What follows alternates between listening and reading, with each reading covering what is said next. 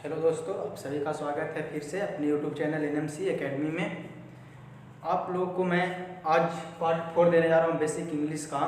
आप लोगों को पार्ट 3 तक बता दिया हूँ मैं। अब पार्ट 3 तक जो मैंने पिछले क्लास में जो बताया था आप लोगों को, उसमें थोड़ा केयर कीजिएगा किस चीज़ के बारे में बताया। तो उसमें हम सब्जेक्ट और वर्ब के बारे में बताए थे कि हमारा अगर सब्जेक्ट किस तरह का है, हमारा वर्ब कैसा लगेगा। तो हम लोग जानते हैं कि सब्जेक्ट हमारा दो तरह के, सिंगुलर और प्लूरल। अगर हमारा सब्जेक्ट अगर जैसे कि हम लिखे थे कि V1 लिखे थे, V2 लिखे थे और V3, V4 एंड V5। तो हम लोगों ने भी स्टडी जो किया था वो हम लोग सिर्फ V1 और V5 के बारे में जाना था। V1 को हम लोग जैसे कि वर्ब का फर्स्ट फॉर्म बोलते हैं ऐसे, और हमारा वर्ब का पांचवा फॉर्म है।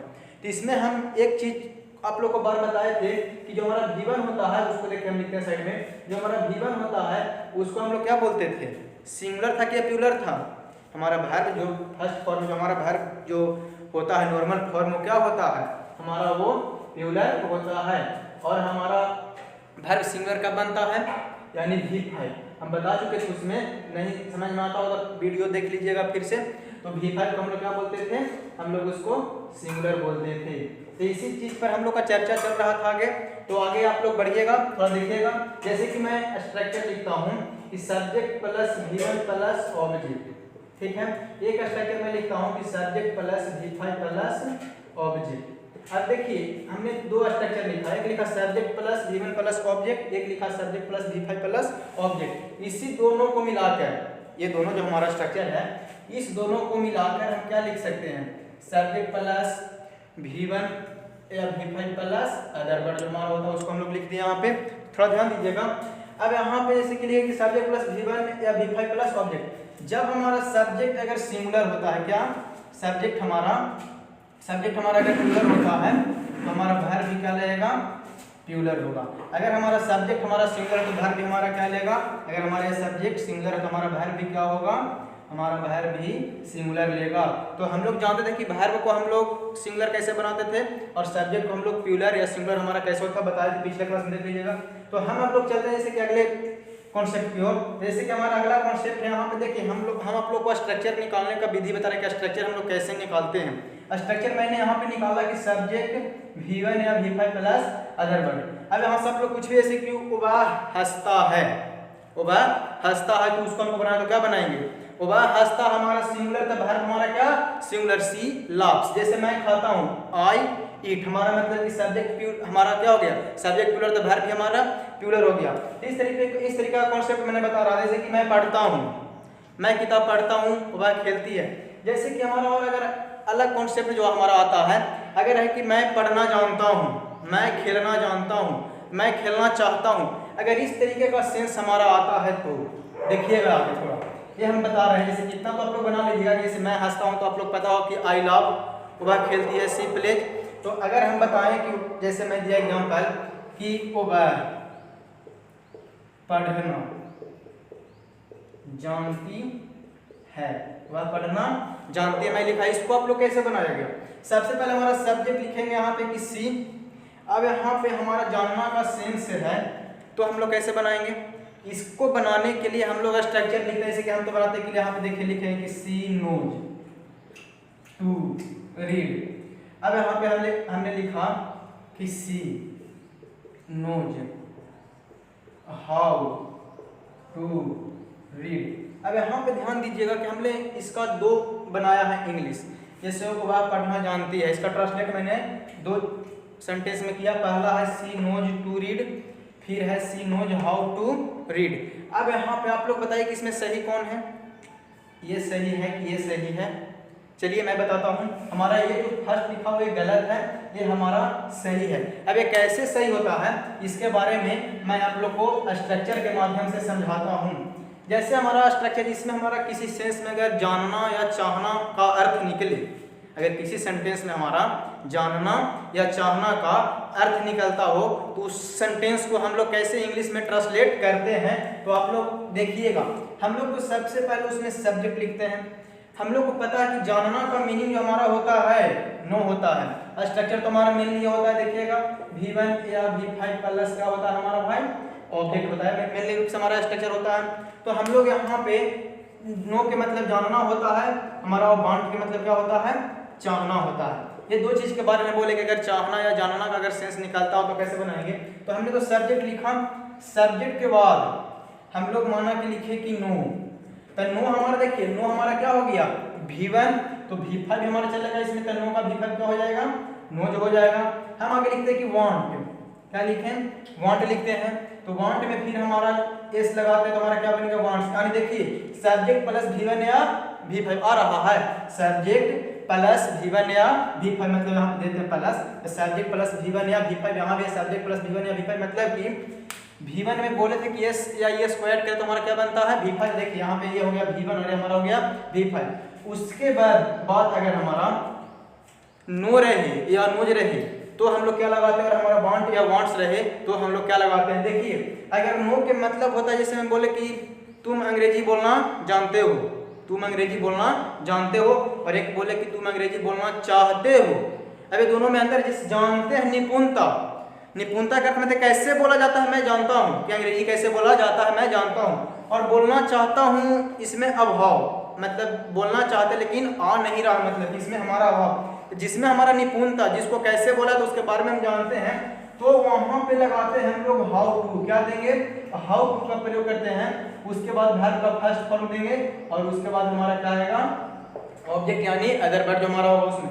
लेकिन अगर हमारा वांट या वांट्स रहेगा तो वांट या वांट्स रहेगा तो उसके लिए हम लोग देते हैं सिर्फ टू, जिसमें हमारा अभाव हो उसमें हम लोग सिर्फ टू का प्रयोग करते हैं, और उसके बाद हम लोग V1 लगाते हैं, उसके बाद हम लोग क्या लगाते हैं ऑब्जेक्ट का प्रयोग करते हैं। तो हमारा क्या होता है सेंटेंस बनता है। जैसे बोले कि मैं अंग्रेजी बोलना जानता हूँ, अब इसको कैसे बनाएगा कि लिखेंगे subject I know how to speak English. जैसे फिर बोले कि तुम अंग्रेजी बोलना चाहते हो, you want to speak English, या फिर बोले कि वह तैरना जानती है, तैरना, तो देखिए तो सी के साथ नो या नोज, सी हमारा सब्जेक्ट क्या है सिंगुलर है, तो वर्ब हमारा सिंगुलर यानी V5, तो सी नोज हाउ टू स्विम, मतलब तैरना जानती है, मतलब उसको पता है कि कैसे तैरा जाता है, लेकिन चाहती है का अर्थ निकलेगा तो उसमें अभाव है, उसे नहीं आता है। तो यह स्ट्रक्चर दिए हैं, इसे थोड़ा दिमाग में रखिएगा।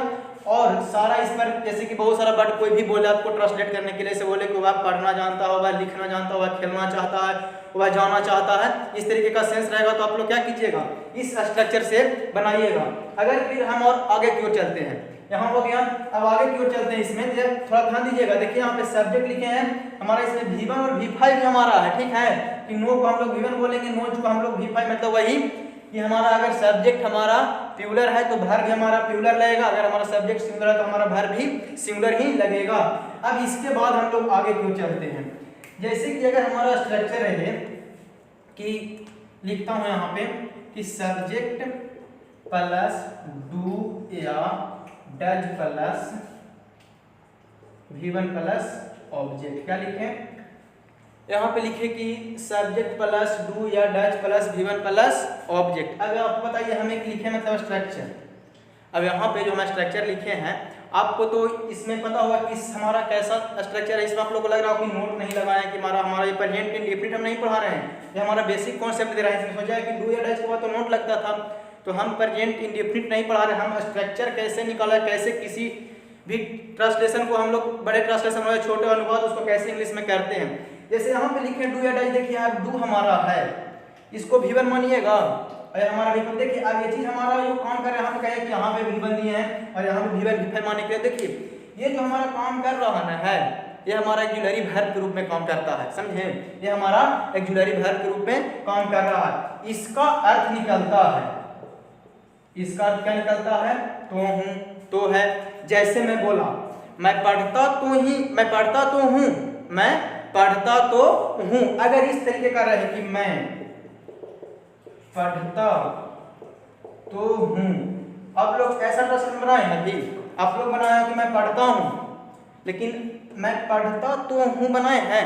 अब इसको बनाने के लिए क्या कीजिएगा, जैसे देखिए हम यहाँ पे स्ट्रक्चर लिखें, इस तरीके का स्ट्रक्चर से हमारा देखिए डू या डज लिखे, उसके बाद V1 और ऑब्जेक्ट देते हैं, तो हमारा उसका क्या सेंस निकलता है, तो हूँ, तो हो, ये सब हमारा सेंस निकलता है। तो मैं पढ़ता हूँ तो आई हो जाएगा। अब आई के साथ हम लोग डू का प्रयोग तो मालूम होगा, तो आई डू लगा दी यहाँ पे, उसके बाद क्या लिख दिए रीड, हमारा हो गया। जैसे कि हम लोग कोई पूछता है कि तुम लिखते तो हो, तुम पढ़ते तो हो, लेकिन पढ़ते तो हैं भाई लेकिन परीक्षा पास ना करते हैं। मैंने हमारा क्या है उसमें हमको दिक्कत नहीं, पढ़ते तो हैं लेकिन गड़बड़ा जाते हैं कि परीक्षा में फेल हो गया कुछ भी हो गया। लेकिन हमारा काम क्या है, हम पढ़ते तो हैं। तो हम लोग इसमें अगर तो हूँ या तो है का सेंस लगा हुआ रहेगा तो आप लोग इस स्ट्रक्चर से क्या कीजिएगा, बनाइएगा। अगर फिर से की लिखें, वह खेलता तो है, वह खेलता तो है, कैसे बनाइएगा बताइए आप लोग, कैसे बनाइएगा। वह खेलता है तो लिखेंगे कि ही। अब ही के साथ हम लोग पता है कि डूल है कि डैश, यहाँ पे लिखेंगे कि डैश, ही डैश। अब लिख दें क्या चीज, प्ले। तो हमारा क्या हो गया, ये भी हमारा बन गया। इस तरीके का अगर रहेगा तो हम लोग इस तरीके से इसको बनाएंगे। ये कॉन्सेप्ट क्लियर है? अगर नहीं क्लियर होता है तो आप लोग कमेंट में दीजिएगा कि यहाँ पे प्रॉब्लम है, कैसे क्यों ऐसे किए। थोड़ा कमेंट वगैरह या लाइक वगैरह करते रहिएगा तो मैं आप लोग को और इसमें समझाने की कोशिश करूँ। अगर किसी बच्चा को नहीं समझ में आता है तो वो बोलेगा कि सर नहीं समझ में आया है, कमेंट में लिख देगा कि यहाँ पे कैसे बनाए, इसको कैसे किए अनुवाद, तो हम उसको फिर से बताएंगे, ठीक है। अब देखिए ये स्ट्रक्चर लिखना होगा, आप लोग वीडियो को रोक करके लिख सकते हैं। मैं आगे बढ़ता हूँ, थोड़ा छोटा वीडियो इसलिए बनाता हूँ, छोटा वीडियो देने की कोशिश करता हूँ कि आप लोग आराम से पढ़ें, थोड़ा टाइम रहे तो भी उसको देख करके आप कुछ सीख सकें। अगर हम लोग यहाँ पे बात करते हैं, जैसे मैं बात किया कि हमारा कहीं पे डू प्लस आ जाए V1, देखिए यहाँ पे थोड़ा ध्यान दीजिएगा, लिखे हैं हम डू प्लस V1। क्या लिखे हैं, डू प्लस V1। अब यहाँ पे कहिएगा कि सर इसमें दो भर, एक V1 और एक डू भी हमारा V1 में आता है और यहाँ भी V1 लिखे हैं। तो देखिए यहाँ पे कॉन्सेप्ट हमारा ये काम करता है कि ये हमारा तो मेन वर्ब का काम कर रहा है। किसका काम कर रहा है, मेन वर्ब का। और जो डू हम लगा रहे हैं हमारा एक तरह का हेल्पिंग वर्ब, जिसको एक्जुलरी वर्ब बोलते हैं, वो हमारा एक्जुलरी वर्ब का काम करता है। जैसे बोले कि डू कम, बोले क्या, डू कम। ये हमारा एक तरीके का इंपरेटिव सेंटेंस है। क्या है, इंपरेटिव सेंटेंस है। तो हम बोले कि डू कम मतलब अवश्य आना। अब यहाँ पे डू प्लस V1 का जो अर्थ निकलता है उसका अर्थ निकलता है, क्या जानते हैं, निकलता है अवश्य या होता है जरूर। क्या होता है, इसका अर्थ डू प्लस V1 का अर्थ होता है अवश्य प्लस या जरूर होता है। जैसे बोले कि डू कम टुमारो, कल अवश्य आना, डू गो जरूर जाना। ये सब हमारा देखिए यहाँ पे बोले कि हमारा इसका जो अर्थ निकलता है डू प्लस V1 का, उसका अर्थ क्या निकलता है, अवश्य या जरूर उसका अर्थ निकलता है। तो डू कम बोले, फिर बोले कि डू गो बोले, फिर बोले कि डू इट बोले। तो अब इस तरीके का, जैसे डू इट बोले कि अवश्य खाना, जरूर खाना, तो इसका अर्थ यही निकलता है कि डू प्लस V1 रहे। तो यहाँ पे मत दीजिए कि डू भी लगा हुआ है, V1 भी, डू भी वर्ब का फर्स्ट फॉर्म। हाँ ये वर्ब का फर्स्ट फॉर्म है, लेकिन यहाँ पे उसका उपयोग जो हम लोग कर रहे हैं, यूज जो हम लोग कर रहे हैं, हम किस रूप में कर रहे हैं, एक्जुलरी वर्ब के रूप में। किसके रूप में, एक्जुलरी वर्ब, जिसको हम लोग क्या बोलते हैं, सहायक क्रिया। तो इतना कॉन्सेप्ट मैं दिया हूँ, 3 स्ट्रक्चर दिया हूँ, आगे स्ट्रक्चर भी देंगे। तो आप लोग इतना स्ट्रक्चर, जैसे कि इस पर सेंटेंस बहुत सारा आप लोग लिखिएगा कि इसे पूछिएगा, तो उसको बनाने का इस 3 स्ट्रक्चर अभी दिया मैंने, उसको बनाने के लिए स्ट्रक्चर आपको काफ़ी है जितना मैंने बताया उसके। इसके बाद आगे और सारा बहुत कुछ कॉन्सेप्ट है। तो मैंने छोटा वीडियो अपलोड करना शुरू किया है कि छोटा रहेगा तो बच्चा अच्छे तरीके से थोड़ा समय निकाल कर भी पढ़ सकता है। तो इसके लिए आप लोग ये सब जितना भी दिए, पिछला वीडियो है उसका बेसिक देख लीजिएगा, आज का वीडियो है उसका बेसिक देख लीजिएगा। बेसिक अभी ही बता रहे हैं, इसके बाद लंबी क्लास चलेगी आप लोगों को, ठीक है। इसके लिए थैंक यू वेरी मच। आप लोग चैनल हमको हमारे लाइक और शेयर जरूर कीजिएगा।